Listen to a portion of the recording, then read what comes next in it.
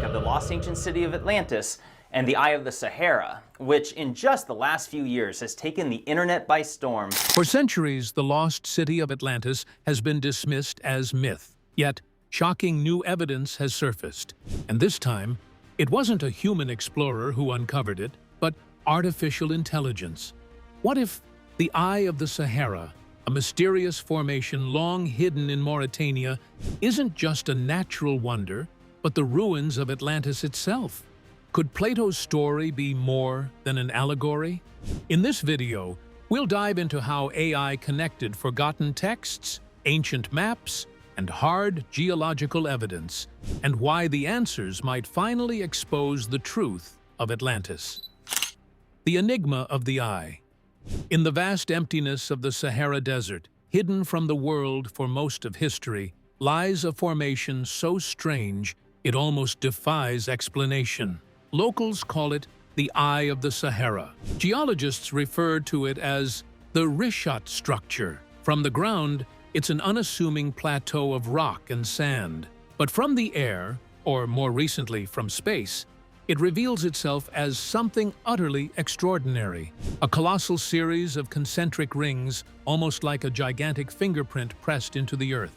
Measuring nearly 25 miles across, it is so large that astronauts first identified it during space missions. For decades, the Richat structure baffled scientists. The Sahara Desert as we see it today, and the area around the Richat structure, is simply not what it was in prehistoric times. Some argued it was a meteor impact. Others suggested it was a collapsed volcano, while others believed it to be nothing more than erosion taken to an extreme. Yet none of these explanations quite fit. Its symmetry is too precise, its layers too distinct, its very existence too unusual compared to anything else on Earth. And in recent years, this strange place has taken on an entirely new level of significance. Not because of what humans discovered, but because of what artificial intelligence has connected.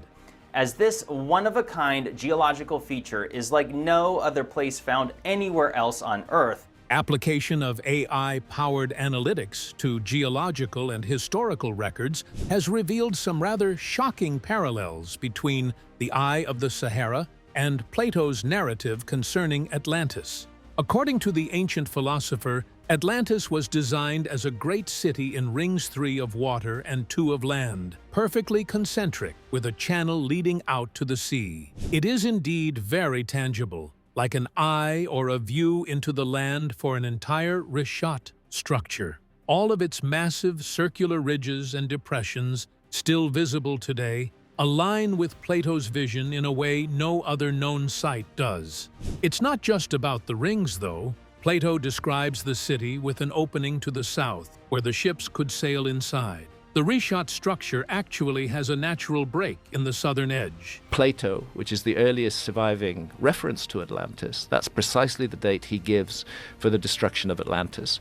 With surveys showing water flowing there. Traces of salt and aquatic life prove that thousands of years ago, this so-called desert eye was filled with water, its channels leading outward just as Plato described. Then there is the surrounding land. It is a flat, rectangular plain said to surround Atlantis, fertile and stretching for hundreds of miles. When AI cross-references the satellite imagery of Mauritania with topographic maps, the data gives enormous flatlands extending beyond the Ire Barren today, yet clearly capable of having supported life on a grand scale in the ancient past. The formation sits like a bullseye amid this plain from space, an exact match for the ancient description. The colors of the eye are unnatural. Plato tells us of red, black, and white stones used in the construction of Atlantis. These colors were present in the geology of the Richat structure. Layers of volcanic basalt form black, oxidized sandstone that burns red, and quartz-rich deposits shimmer white under sunlight. It is as if the land itself were carved to match the legend. The question, of course, is whether the entire occurrence is a mere coincidence or whether something many would call unusual is gently hovering. Atlantis has been dismissed for centuries as a myth or a story invented by Plato for some philosophical purpose. Yet AI analysis has shown how literally every one of its details, from rings to planes to colors of stone, could literally be fitted onto a real-world location. And all of a sudden, the Richat is no longer just some sort of geological curiosity. It becomes one of the contenders for the greatest archaeological mysteries of them all. To people who aren't aware, there's a location in the Western Sahara Desert of Mauritania called the Richat structure. The story deepens when AI uncovers that the very name Atlantis appeared in maps drawn thousands of years ago. Maps that shouldn't exist. If the Richat structure were merely a geological oddity, the story might have ended there. But history offers an even stranger twist, because long before satellites, long before even modern maps, ancient cartographers may have already marked this very spot. And what they labeled it with is enough to make even the most skeptical pause. Atlantis? The first clue comes from the Roman geographer Pomponius Mela. Writing nearly 2,000 years ago, Mela produced one of the earliest known maps of the world. Among his annotations is a startling label in the northwest corner of Africa, Atlantia or Atlantia. To most readers, it would have seemed like just another tribal name. Someone by the name of Pomponius Mela, some 2,000 years ago, and had created a sophisticated map of the known world at that time. Another forgotten people in the margins of the desert. But when modern scholars, and more recently, AI-driven map analyses, lined Mela's markings with modern geography, the results were chilling. His Atlantia sits almost exactly where the Eye of the Sahara lies today. Watson says that the plights of juxtaposing his observations against another ancient source, supposed ancient map created by Herodotus, the Greek historian writing 500 years prior to Mela. Though it is with debate that historians seem to consider Herodotus really having drawn a map or not, one version attributed to him clearly marks a site in the Sahara that appears linked to the Atlanteans. Whatever authenticity that may hold, one can't easily dismiss this parallel. Two completely separate ancient traditions, divided by centuries, wherein the people of a mysterious culture have been put into the same region, now ranked by modern researchers as the Richat structure. That is where AI came into the picture. With the coordinates of these maps yielded from ancient sources contrast with contemporary topographic and geological knowledge, that is when Dawn made the astonishing correlation. The very region ancient geographers had indicated on their maps as Atlantean now exactly covers the very desert anomaly moonscape that seems like Plato's Atlantis. In other words, long before there was satellite photography to reveal the concentric circles of the eye, maps that were made by men who never saw Earth from above pointed to the same place. Everything else about this map, if you just look at like the lines of the current day world, is accurate. It's a well-made map. Some skeptics opine that Pomponius Mela's Atlantia does not necessarily refer to the mythological Atlantis, but rather may mean a tribe or region named after Atlas the Titan. And they very well may be right. The plot thickens, though, when, with the Atlas Mountains of Mauritania to the north of the Eye of the Sahara, with both Plato's Atlantis and the first king of Mauritania being named Atlas, one is almost led to believe the whole name-place myth overlap is so tight that it leaves even the historians feeling a little uncomfortable. It's not the only astonishing thing discovered by A.A. Zadouin. Under a north-south modern orientation of Mela's map, the Eye of the Sahara is not only placed within the general area, but lined up with uncanny precision. Let's now focus our attention to what is in the northwest region of the Sahara and observe what it annotates here. In fact, an AI analysis of ancient maps revealed that the named Atlantia lies directly on the same latitude as the Richat anomaly. So to say that old maps were drawn haphazardly is hard to deny over such distance-oriented precision. It was not only the cartographic references that were reminiscences of ancient sources such as Egyptian, Carthaginian, and even early Arab traditions wherein there were mentioned vast empires and even lost civilizations within the Sahara. Most of these references were denigrated, but with AI cross-referencing, they would not look like pieces of fable anymore, but rather more like fragments of lost and forgotten memory. It is then unavoidable to ask, how could ancient cartographers place Atlantis, Atlanteans, exactly in the spot of the Eye of the Sahara without satellites or aerial surveys? Did they inherit the knowledge of civilizations much older than Rome or Greece? Did they hold a memory passed down from survivors of the catastrophe Plato described? Or was it all coincidental, too perfectly so to ignore? And if ancient cartographers knew of Atlantis, the land itself must reveal signs, and geology does not lie. Geological clues.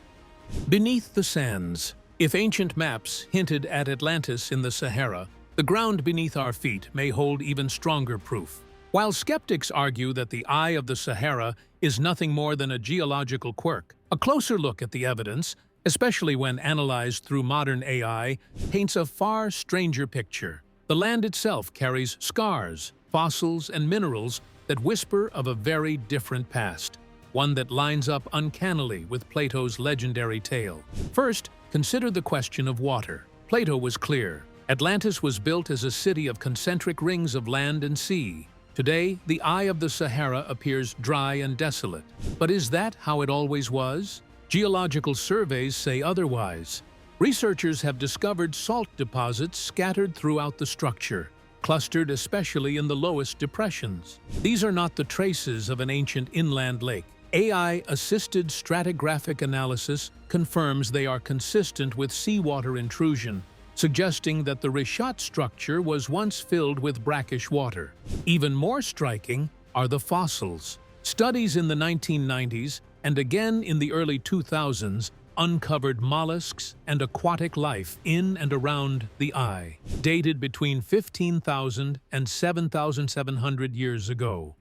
These dates overlap with the exact time Plato claimed Atlantis was destroyed, around 11,600 years ago. In other words, at the very period when Atlantis supposedly sank, the Eye of the Sahara was undeniably underwater. AI cross-referencing of these fossil records with climate models confirmed that the region's hydrology was radically different during that epoch, aligning with the so-called Green Sahara period when the desert was lush and fertile. Another major point of concern is the heat aspect. One of the hotly debated specifics that Plato mentioned regarding Atlantis was the existence of its springs, some hot and some cold. In ancient times, this detail was rejected since it was thought to be an impossibility in the wasteland. Yet, interestingly, an almost unheard-of paper from the early 1990s in effect classified the Eye of the Sahara as a hydrothermal complex with hot and cold springs that, over geological time, carried water to the surface.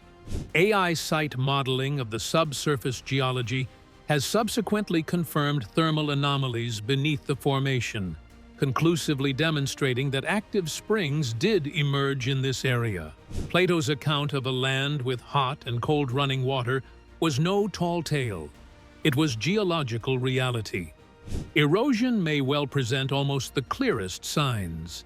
The satellite images form a patchwork of a broader striation across the Sahara, streaking out from the Rishat structure towards the Atlantic Ocean. Initially, scientists assumed it was wind-blown. However, Carlson and others, along with AI evaluations, determined otherwise. These marks are signs of water having flown violently. Somewhere in the recent geological past, unimaginable floods swept through this region, gouging channels straight from the Eye of the Sahara toward the sea. The land bears scars that speak louder than words of a catastrophe. So putting these together, the salt, the fossils, the springs, the erosion, and now the Sahara, does not seem an unlikely candidate for Atlantis. Rather, it seems like the most suitable one. A lush, watered land once teeming with life, suddenly put to destruction by a cataclysm, desiccating into a desert again over millennia, leaving behind only rocks and sand. The use of AI has helped in putting all this together. By superimposing climate reconstructions with the fossil record and erosion modeling, machine learning models have reconstructed the Sahara 12,000 years ago. This version of the Sahara matched with uncanny precision any description of Atlantis given by Plato. The area was not the barren desert that we know today. Rather, it was a flourishing one, a green area with rivers, lakes, and seas. It was once rich in resources, and civilization was only a step away. The land itself is only one half of the story. The riches and resources of Atlantis were said to astonish the world. Could Mauritania hold those secrets too? Wealth beyond imagination. Atlantis, according to Plato, was not only powerful, it was unimaginably wealthy. Its harbors bustled with trade, its markets overflowed with goods, and its temples gleamed with precious metals. If the Eye of the Sahara was indeed the capital of this lost empire, then traces of such prosperity should still echo in the region's history. And, astonishingly, they do. Let's begin with gold. Few realize that Mauritania and its surrounding lands were once famed for their golden wealth. In a 1851 study on the resources of ancient Mauritania, European scholars noted a remarkable fact. Before the discovery of the Americas, much of Europe's gold supply came from this very region. Mines in West Africa fed international trade routes for centuries. And long before that, the land was associated with legendary riches. The greatest of all, Mansa Musa, who ruled the Mali Empire in the 1400th century, an empire that comprised present-day Mauritania. Musa has been understood by most people as the richest man in history. Contemporary accounts divulged his wealth to be so extensive that on a sole pilgrimage to Mecca, gifts of gold ended up disrupting full economies. His treasures are said to be beyond even today's billionaires. And where did most of this fortune come from? From the gold mines situated within Mauritania and neighboring ones, the same territory that covers the Eye of the Sahara. Atlantis, as Plato himself left that great empire in ancient fiction, is a land whose walls were plated with overlaid precious metals and whose temples shone with orichalcum, a fabled alloy said to rival gold in brilliance. Mauritania ranks at present among Africa's most mineral-rich nations. An AI-supported mineral mapping project has shown iron, copper, and gold across the western stretches of the Sahara, all resources that would have ignited ancient prosperity. Atlantis, he defined, is a land whose walls were plated overlaid precious metals and whose temples shone with orichalcum, a fabled alloy rivaling gold in brilliance. The exact nature of the orichalcum remains amply debatable, but when Mauritania's lands overflowed with gold ore, copper, and other minerals, it was sure there would be actual lavishness. It also had no measure-taking form of such metals. Plato spoke of exotic animals, especially elephants, which freely roamed about Atlantis. The reality of this has always been disbelieved by skeptics, since why would a mythical island out in the ocean be full of elephants? To understand that, you have to look at the Sahara. In the ancient cave art found in Mauritania and the surrounding region, there are wholesome pictures of elephants, giraffes, and other extinct large fauna. They painted these animals when the desert was said to be green. By fossil evidence, this very landscape had elephants in the same epoch that Atlantis was supposed to exist. And interestingly, Mauritania, as late as the 1851 treaties, refers to such an area as being replete with ivory. Both the art and the history lend credence to Plato's assertion. Furthermore, according to the history of Atlantis, its agricultural output was nothing short of phenomenal, exhibiting fertile land and lush gardens. At first sight, this contradicts what we see in the Sahara. However, AI reconstruction of climate does agree that 12,000 years ago, this desert was not a desert. With all the rivers, lakes, and vegetation, the region was known as the Green Sahara. Perhaps The plains surrounding the Eye of the Sahara could have afforded support for massive populations to cultivate crops and feed their cattle. A picture granted worthy of being planted in Plato's descriptions. Gold, ivory, fertile lands, and vast herds vividly paint a picture of staggering abundance, which, if a civilization ever thrived here, would easily represent the proverbial riches that gave rise to the fables drawn in the dialogues of Plato. Just as the fate of empires hinges on wealth from trade, so too would the fabled Atlantis attract waves of people from afar, feeding the tales across the ages. Yet wealth is not the only striking similarity. AI also highlighted mountains, rivers, and names that connect the Sahara to Plato's lost empire. The mountains, rivers, and Atlas. When Plato described Atlantis, he was not vague. He spoke of geography with a precision that continues to startle researchers today. He wrote of mountains to the north that were higher than any nearby, rivers that nourished the land, and a ruler named Atlas, whose name became tied to the entire island. At first glance, these details seemed impossible to match, but when AI models and modern geology were applied to the Eye of the Sahara, the results aligned with Plato's vision in ways too specific to ignore. To the north of the reshot structure lies the Atlas Mountains, stretching across Morocco, Algeria, and Tunisia. That massive chain dominates North Africa and has defined the region for millennia. The name Atlas itself is steeped in myth, tracing back to the Titan condemned to hold the heavens on his shoulders. Yet, it is also historical. Atlas was the name of the first recorded king of Mauritania, the very territory where the Eye of the Sahara lies. Plato tells us that Atlantis's first king was also named Atlas, the son of Poseidon. Myth, geography, and recorded history converge around the same name, tying the legendary city to the land beneath the Atlas Mountains. Indeed, mountain ranges are not sufficient on their own. Plato spoke of fertile plains and plains watered by rivers. Skeptics have pointed out the Sahara's extreme aridity as proof that this story cannot be true for centuries. Today, however, modern studies have rewritten our picture of this vast desert. In 2015, the Tamanrasset River system was found, a huge former waterway that once flowed from the Atlas Mountains to the Atlantic Ocean.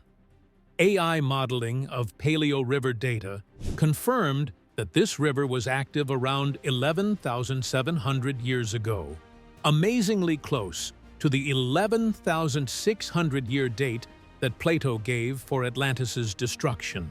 The Tamanrasset was presumed to have been one such lifeline.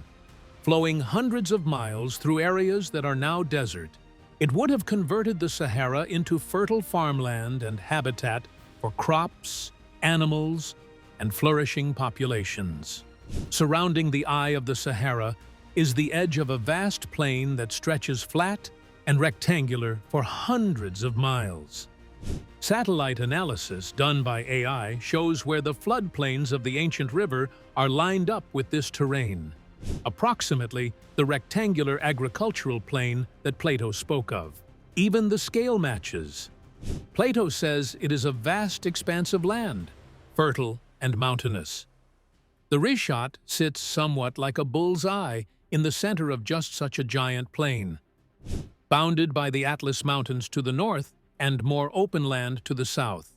Superimposing ancient hydrological maps on modern satellite imagery showed, without a doubt, that this area, now a wasteland, once bloomed with vegetation and had rivers flowing toward the Atlantic. It is more than a mere coincidence of names. It is also more than Atlas. The actual source of the words Atlantic Ocean is from the Atlas. Ancient geographers called it Sea of Atlas, directly westward from Africa, meaning Atlantic is also named after the same person who ruled over Plato's Atlantis. When AI was linked up with linguistic traditions and geological features, Historical records came into it, so the coincidence was undeniable. The myth of Atlas is not subject to imagination. It is quite literally carved into the names of the mountains, the sea, and the land, where rests the Eye of the Sahara. The destruction of Atlantis wasn't only a myth. AI uncovered evidence of catastrophic tsunamis and volcanic activity that could have drowned a civilization. The cataclysm that erased Atlantis. Every legend of Atlantis ends the same way, with sudden destruction. Plato described how, in a single violent day and night, the island was swallowed by floods and earthquakes. For centuries, this sounded like myth-making, a dramatic flourish meant to deliver a moral lesson. But the land around the Eye of the Sahara carries evidence of a catastrophe so immense it could very well match the story. The most compelling evidence lies just offshore. In 2003, geologists identified the Mauritanian slide, one of the largest undersea landslides ever recorded. Stretching nearly 200 miles across, this seafloor scar suggests a colossal collapse triggered by a massive tsunami. Dating to around 11,000 years ago, the slide's timing falls squarely within the window Plato gave for Atlantis' downfall. AI-assisted analysis of sediment cores revealed that the direction of debris flow matches an east-to-west push, exactly the path water would have taken if an immense wave blasted across the Sahara from the Mediterranean or Atlantic. An inland desert, the Sahara, cradles the wounds of a cataclysmic flood. From orbit, satellite imagery showcases gigantic striations cut into the surface desert radiating from the reshot structure all the way to the ocean. These were not made by wind. Hydrological modeling confirms they were freshly carved by a sudden massive water flow. AI pattern recognition compared these erosional features with known flood zones worldwide. The results were unmistakable. The patterns of the Sahara get tallied as cataclysmic floods rather than through gradual erosion. Then they say that Emi is the highest volcano in the region, lying in the northern part of Chad. Volcanic materials from this volcano have been dated to about 12,000 years ago, at the time Atlantis disappeared. But here is the astonishing piece of information for you, that lava was subsequently eroded by an enormous water flow. In other words, the flow came over fresh volcanic rock and carried debris in a west direction following an eruption into these areas. An AI terrain reconstruction projects a straight line of water damage from Emi through the Sahara toward the Eye and out to sea. The cataclysm that Plato spoke of might well have been less allegory and more geological reality. And it was not floods, only floods. The reshot itself has signs of seismic upheaval. Not only does it show fractures because of tectonic stresses, but circular ridges have also been shaped by erosion. There is enough evidence of ancient hydrothermal activity to suspect that this is an area often shaken by earthquakes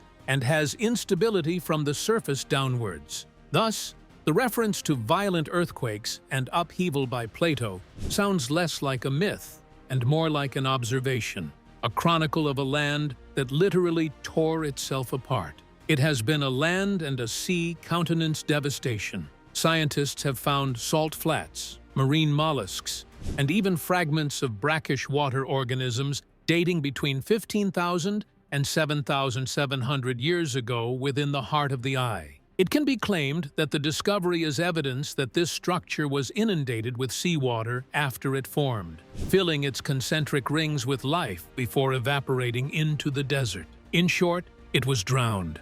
And while science explains the destruction, AI also sheds light on why the myth of Atlantis was preserved by the Egyptians and passed on to Plato.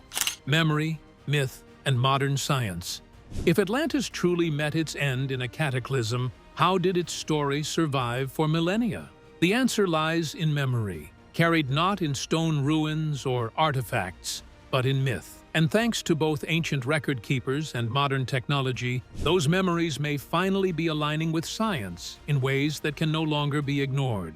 Plato himself admitted that the story of Atlantis was not his own invention. He claimed it was passed down from Egyptian priests to Solon, the great lawgiver of Athens, who in turn shared it with his descendants. According to this account, the Egyptians told of a mighty civilization that had been destroyed 9,000 years before Solon's time. When you add that to Solon's era, you arrive at a destruction date of roughly 11,600 years ago, the same timeline confirmed by geological evidence of massive floods and climate upheaval in the Sahara. In other words, the Egyptians were not passing down allegory.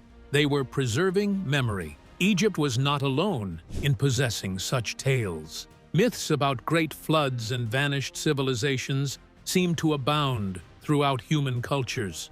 From the Epic of Gilgamesh of Mesopotamia to stories of drowned lands among Native Americans, ripples of the same catastrophe run through utterly different storytelling from around the world. AI has recently been applied to mythic texts, cross-referencing linguistic patterns and thematic similarities, suggesting that these stories are derived from some common core. They may all arise, in fact, from the same event, the great global cataclysm at the end of the last ice age, a disaster that altered coastlines, turned tillable areas into lost soil, and just wiped off whole peoples.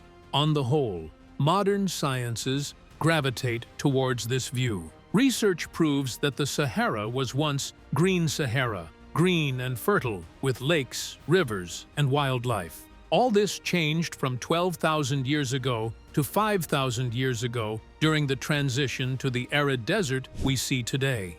AI climate modeling portrays such events with amazing detail, showing how areas like Mauritania changed from being plains to wasteland. The Eye of the Sahara, now parched and dry, would have been a period of flourishing vegetation and water, at the same time as Atlantis supposedly prospered. Even what we now consider mere details of fantasy are beckoning for a second look. Plato wrote about elephants in Atlantis, and it sounded fanciful until cave paintings across the Sahara made a case for elephants grazing in what is no desert. Trade hub descriptions seemed far-fetched until AI analysis pointed to vast paleo-river systems that would have made this locale purely prime at the crossroads. His tale of different hot and cold springs suddenly seemed mythical until the geophysical study confirmed that Rishat was once a hydrothermal complex. It was myth versus science repeatedly. AI became the bridge between these worlds. By correlating ancient maps, geological surveys, fossil records, and mythic texts, it draws out patterns often overlooked by human scholars. The Pomponius Mela map marking Atlantia in the Sahara, once seen as a mere curiosity, now gains weight, matching it with modern satellite scans. The Mauritanian slide under the Atlantic, long considered an isolated incident, picks up fresh significance when bound to Plato's timeline. What once appeared as a coincidence now appears as corroboration. Skeptics always suggest that Atlantis is entirely a moral parable to warn one against hubris and empire itself. And probably it was. But myths are also double-edged. They offer lessons, but at the same time, keep in memory real events. Thus, one cannot entirely discard Plato's account. Rather, it ignores a growing body of evidence: fossils, salt flats, erosion patterns, ancient maps, all of which continue to converge to one location, the Eye of the Sahara. The Lost City of Atlantis may no longer be just a legend. With AI uncovering ancient maps, fossil evidence, and geological scars, scientists are forced to rethink the past. Could it be that humanity's greatest myth was always rooted in truth? If you found this eye-opening, hit like, leave a comment with your thoughts, and subscribe for more deep dives into history's mysteries. And don't miss the next video on screen now. It may change everything you thought you knew about our forgotten past.